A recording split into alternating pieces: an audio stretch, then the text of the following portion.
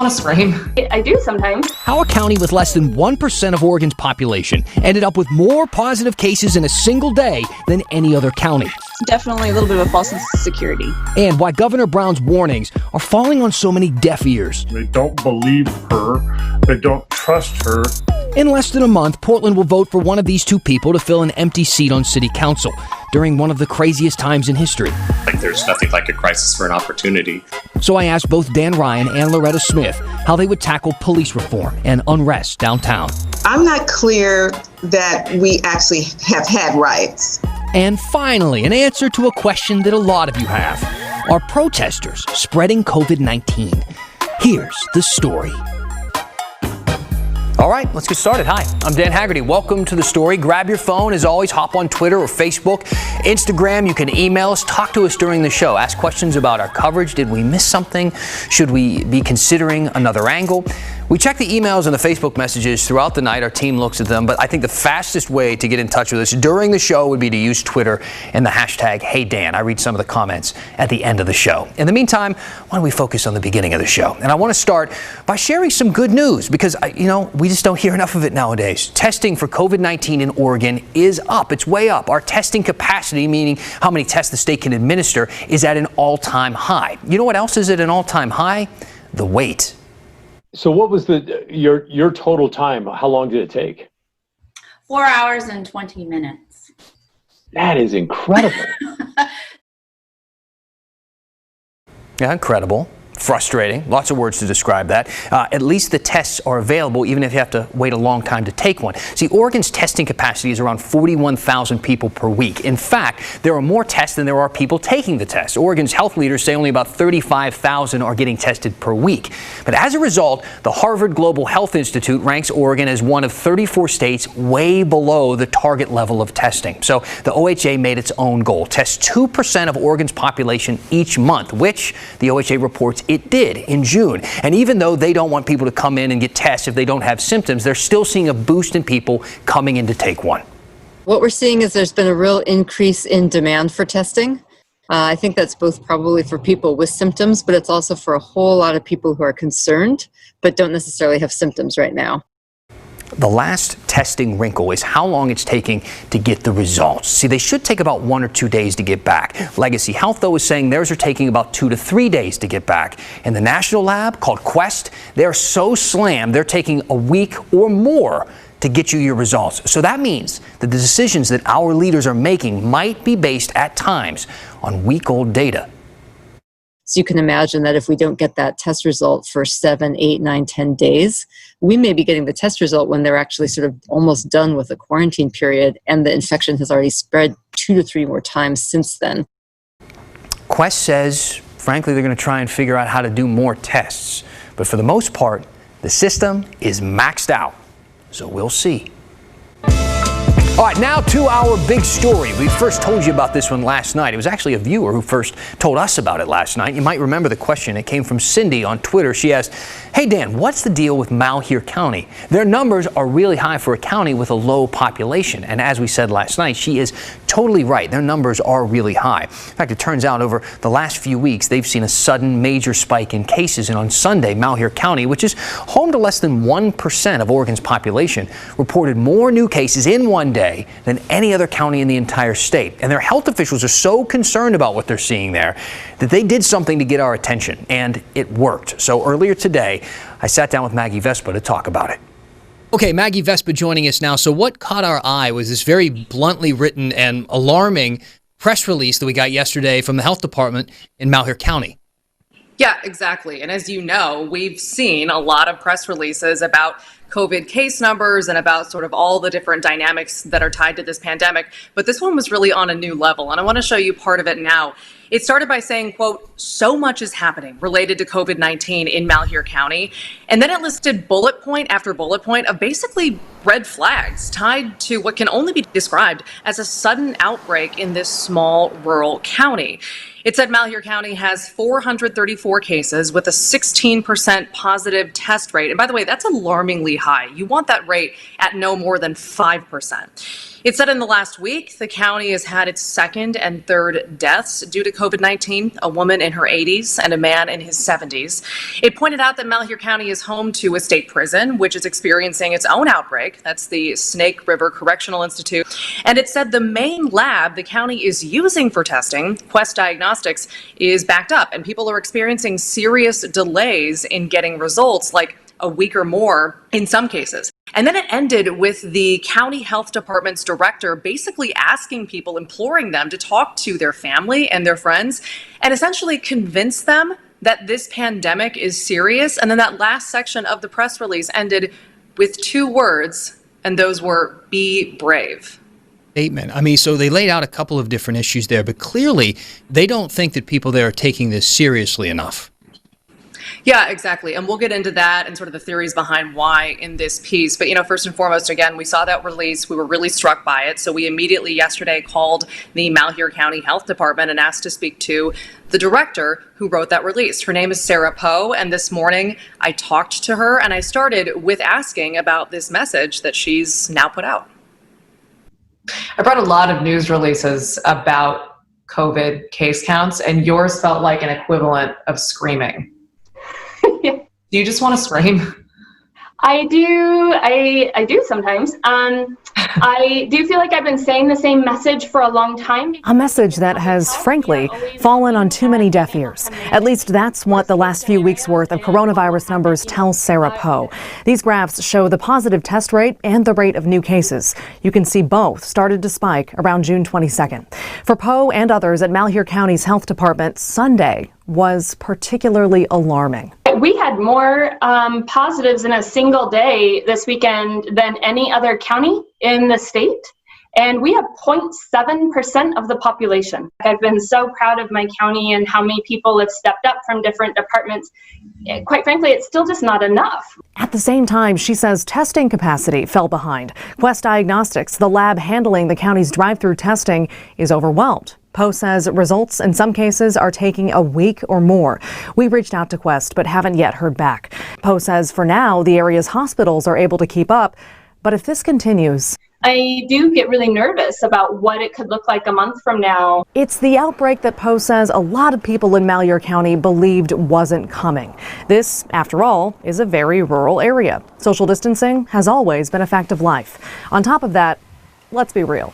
Politically, this is a deeply red territory, and there's significant animus towards Governor Kate Brown. Meet Les Zaitz, award-winning editor and publisher of the local paper, the Malheur Enterprise. They don't believe her. They don't trust her. They think that she is somehow using the pandemic to grab control of their lives. That frustration and distrust was never stronger, he says, than during Governor Kate Brown's stay-at-home order, a mandate that shut down economies across the entire state, despite the fact that a lot of smaller communities didn't have many cases. Malheur County was a perfect example. Now businesses are reopened and warnings aren't being taken seriously. It makes it very difficult for health authorities, for us as news media, to get the word out that, look, folks, this pandemic is out of control, when they've been going, well, this is just a hoax and this is just a political hogwash. I think there's a factor to what we're seeing with the spread in Malheur County. Making it harder still, there's no one clear source for this sudden spike, but there are several theories. Malheur County sits in far eastern Oregon, minutes from Idaho, a state with looser restrictions, and in larger communities like Boise, higher numbers. A lot of people cross into Oregon for work, to socialize, and, Ontario is now sort of marijuana central in eastern Oregon. The local city voted to allow recreational sales. There's also a state prison in Malheur County, the Snake River Correctional Institute. That accounts for about a quarter of cases, which have infected inmates and staff who live in the community. But more than anything, Poe says a lot of the cases seem to come from general community spread, meaning people just aren't wearing masks or maintaining a safe distance. To Angina Grove, it makes sense. Do you feel like people just thought it wouldn't hit? to the Yeah, and I think I can probably say myself, I was probably a little bit guilty of that too. Grove is a co-owner of Mackey's Public House. After 12 years in business and 2 months closed under the governor's order, she was relieved to reopen. For a while, things in Ontario were fine. Recently, one of her staff members tested positive. She's afraid if people don't take this seriously, another statewide closure could hit. Even more frightening, Grove says, the statistics aren't just statistics anymore. Everybody's starting to know somebody that's gotten it or getting close or of someone. And so it's kind of like, okay, it's here and we need to be much more diligent. Maggie Vespa, KGW News. Now I want to get to a question from Cal. We've been hearing this from a whole lot of people. In fact, I got one just while we were playing that story from Maggie right there on Twitter using hashtag #HeyDan. This one says, "Hey Dan, our COVID rates are spiking, rising fast since May. Now the rates of younger Oregonians are spiking, and it seems obvious that the mass protests are a major factor, but no one will say it. It is a question we have been hearing for a while, and I get it, because when I first saw the protests, I thought the exact same thing. I even grilled the governor about it, if you remember. After all, up to that point, all we had heard from health experts over and over was that large crowds were a super bad idea. And let's be honest, these were some large crowds, huge crowds, and people were very close together. And while you would expect to see a spike in cases, we didn't. Based on data from the CDC, we didn't see a spike in the weeks following the protests. We didn't see it here, and we didn't see it in any other major city across the country. We're seeing spikes now, of course, but those align a lot more with reopening. Actually, the fact that people didn't seem to be getting sick after the protest kind of supported some other research that shows that you were safer outside than inside when it comes to catching COVID. That said, we really don't know for sure what the exact impact has been. See, I talked to Multnomah County today, and they told me that they don't ask infected people if they have been to a protest specifically. See, instead, they go through a calendar with people to see where they have been, who they have been with each and every day. So if you think of it that way, unless people lie about going to a protest, and I don't see why they would, that would come up in the interview process. And they haven't noticed a trend between cases and protests. But that's all we know. Look, it's a novel virus. We're still learning. And while we can't tell you that there is no way protests cause a spike in cases, right now there's no evidence that they have. And if you're still doubting these reports and you are a doctor or a mathematician, feel free to reach out and tell me why. Another question that's getting more and more urgent every day is what's going to happen with school in the fall. Portland seems to think that there can be some kind of in-person class on September 2nd, but we talked to an ER doctor who thinks that is a very bad idea. She also happens to be a Multnomah County commissioner. I do not believe that there should be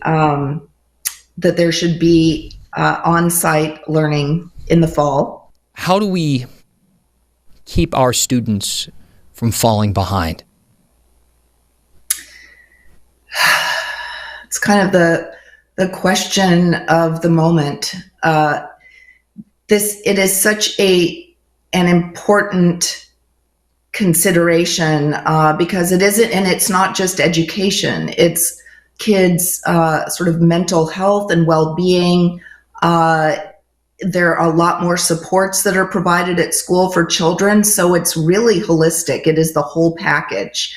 And I do not purport to be an expert in education, but there are some brilliant experts out there, and I think that what we should be devoting our time to right now, rather than debating whether or not schools should open, is devoting that time to planning so that we have an excellent curriculum that does support our students, so they don't fall behind come the fall.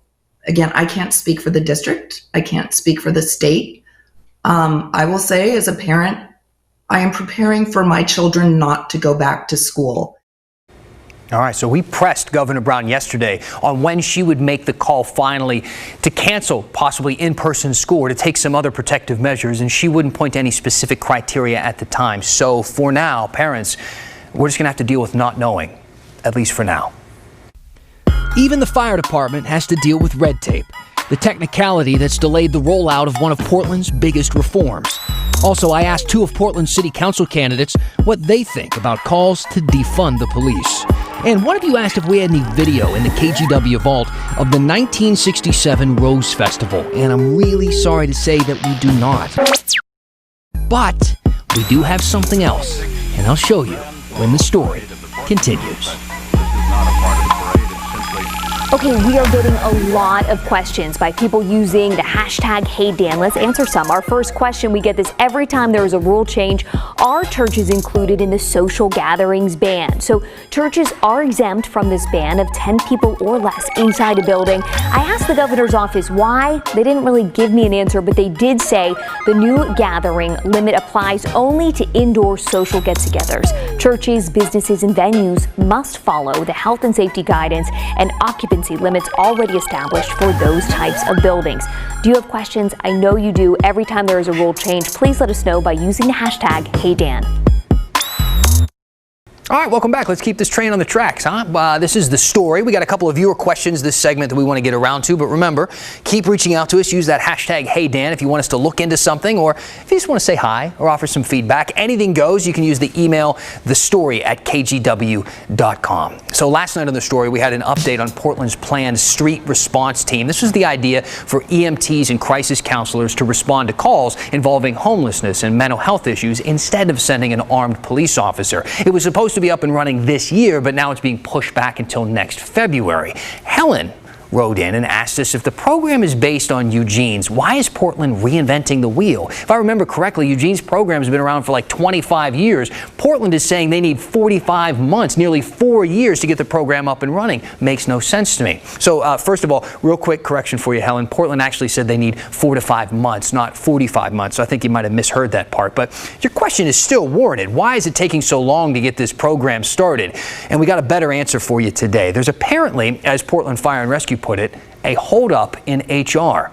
See, the original idea was to contract crisis counselors from an outside agency so the city wouldn't have to hire anyone specifically, but now they've actually decided to go ahead and actually hire these counselors, hence the longer HR process. And they didn't get the budget approved to start this search process until last month. So, long story short, they're dealing with typical bureaucratic delays.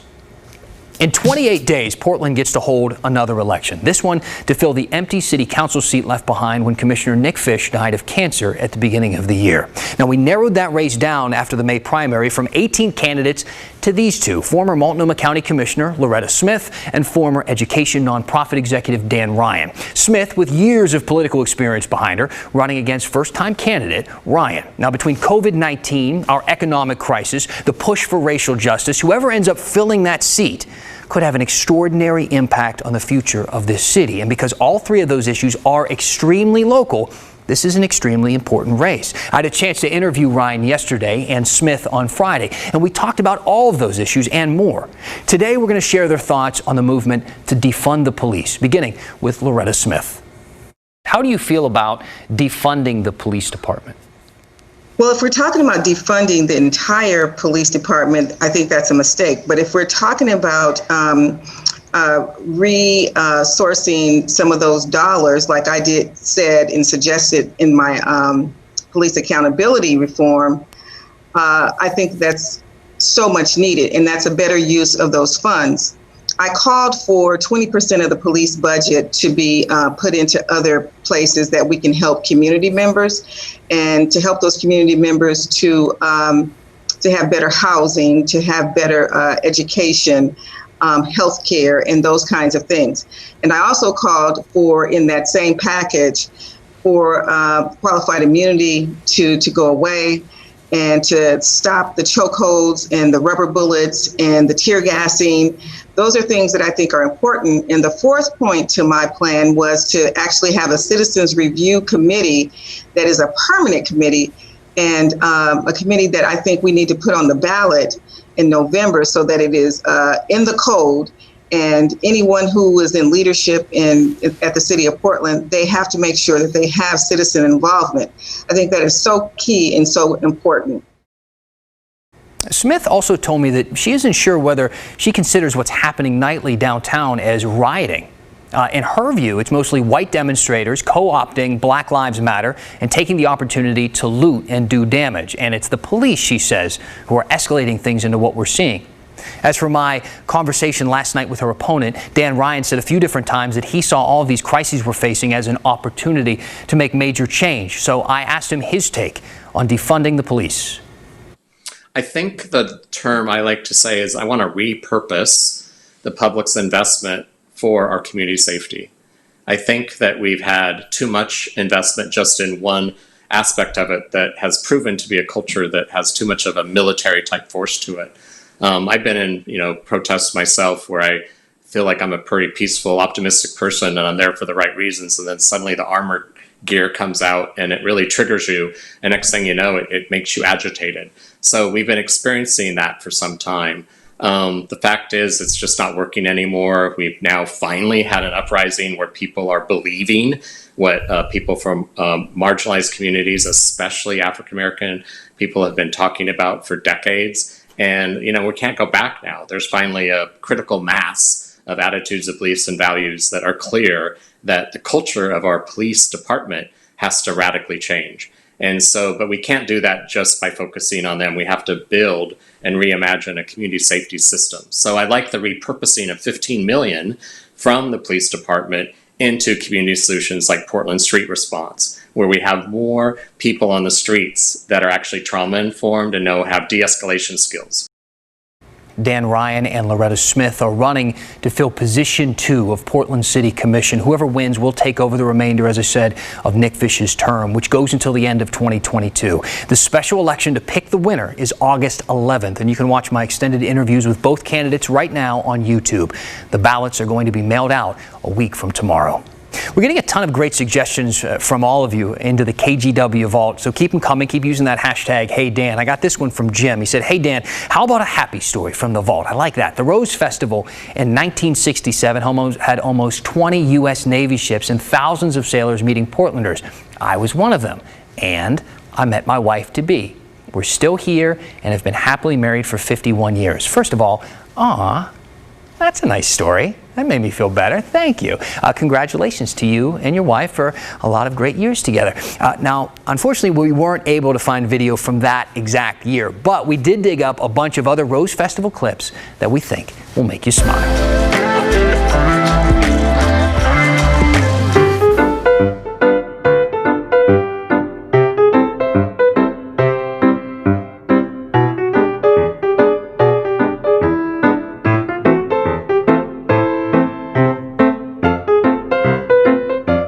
Queen's float.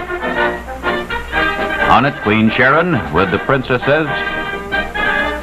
We feel that the floats in the Portland Rose Festival Parade are something that you will thrill to as each one of them passes by.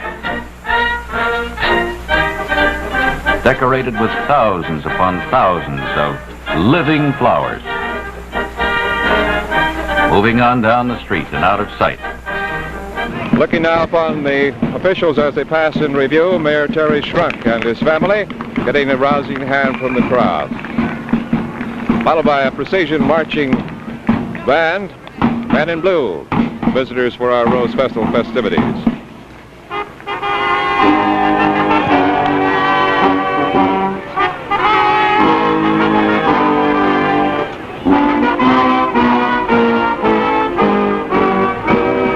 The team of the astronauts is much in evidence in this Junior Rose Festival Parade, of course, with McNiven and White. White, his famous spacewalk of 20 minutes. And there's the capsule that put him there, the United States, the Gemini 4.